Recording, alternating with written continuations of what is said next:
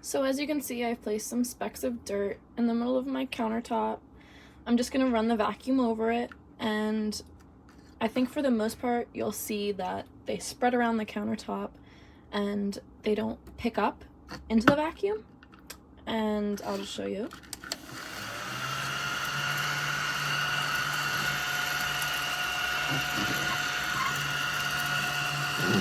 They're just kind of moving around a little bit.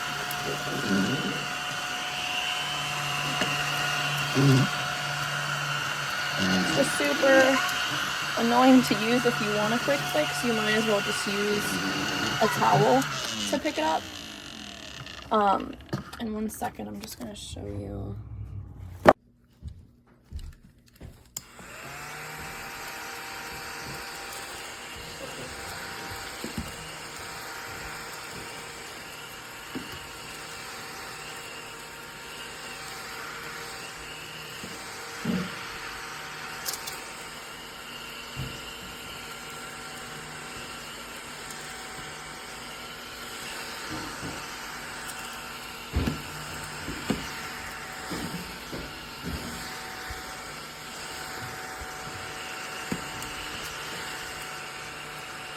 This is a really cool desktop vacuum that doesn't work.